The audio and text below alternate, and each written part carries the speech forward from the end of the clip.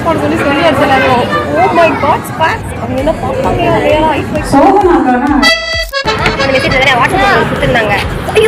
இப்படி விழுந்து வாடினாலும் பரவாயில்ல, தடைகளை மீறி இந்த துண்டு பேப்பரை ஒரு முக்கியமான ஆள்கிட்ட கொடுக்க போகிறோம். என்னன்னு அப்புறமா சொல்கிறேன், சொன்னால் சீப்பாக இருக்கும்.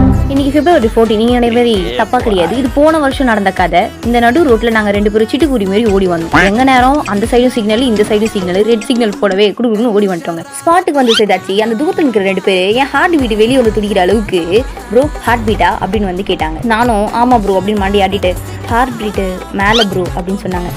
அச்சோ ஹிண்ட் கொடுத்துட்டேன். சரி ஓகே கைஸ், இன்னைக்கு வந்து ரீனா டியூடோட ஃபேன் மீட்டப்புக்கு தான் போயிட்டு இருக்கோம். நான் போகிற ஃபர்ஸ்ட் ஃபேன் மீட்டே இதுதான். ஸோ அதனால எந்த மாதிரி ஷோஸ்லாம் நடக்கும், எப்படி கண்டக்ட் பண்ணுவாங்கன்றத ஆர்வமாக பார்த்துட்டு இருந்தேன். அதுக்கு நம்ம கொஞ்சம் சீக்கிரமாக போகிறதுனால அங்கே போன லைட் செட்டிங்ஸ்லேருந்து ப்ரோக்ராம் வந்து பேக்ரவுண்டில் எப்படி வந்து ஹேண்டில் பண்ணுறாங்கன்றது முதற்கொண்டு எல்லாமே போகிறதுக்குள்ள எனக்கும் எங்கள் அக்காவுக்கும் ஒரு சின்ன சேலஞ்ச்.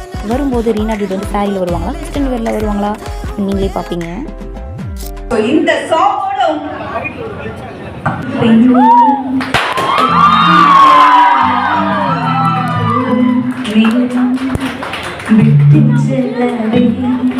மிஸ் பண்ண மாதிரி சாரிலாம் வந்திருக்காங்க.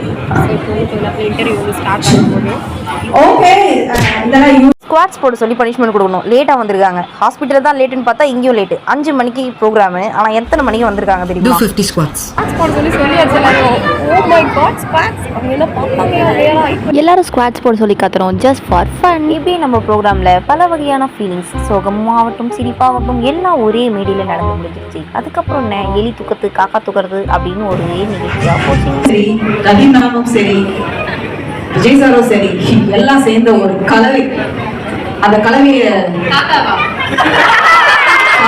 அதாவது தாத்தா எஸ் அப்கோர்ஸ் அந்த வில்லன் மாதிரி ஒரு டெரரான கெஸ்ட் மாதிரி தான் வச்சுக்கோங்களேன். ஷோ ஒரு பக்கம் ஃபன்னாக விறுவிறுப்பாக போயிட்டு இருக்கேன். நமக்கு இங்கே ஒரு பக்கம் ஸ்நாக்ஸை டிஸ்ட்ரிபியூட் பண்ண ஆரம்பிச்சிட்டாங்க. ஸ்நாக்ஸை டிஸ்ட்ரிபியூட் பண்ணிட்டு ஸ்டேஜை பார்த்தா திடீர்னு ரோஷன் ப்ரோ உட்காந்துட்டு இருக்காரு. ஒரு பப்ஸோடு இனிதே இந்த மீட்டப் அழகாக முடிச்சு வச்சுட்டு ஹாஸ்டலுக்கு நடைய கட்டியாச்சு. ஹாஸ்டலில் என்னது சப்பாத்தி கொண்டு இருக்காங்க, நாங்கள் போய் சாப்பிட போகிறோம். வந்து பார்த்தா ஒரே குஷி, சப்பாத்தி கிடையாது, வகை வகையாக சாம்பார் ரசம் காரக்குழம்புன்னு போட்டாங்க. பத்தாவதுக்கு என் ரூம்மேட்ஸ் மேகி வேற கிண்டி வச்சுக்கிறாங்க. ரீனா டியூட பார்த்து அந்த துண்டு பேப்பரை கொடுத்த சந்தோஷத்தில் இனிதே இந்த விலாக முடிச்சு வைப்போம். பாய்.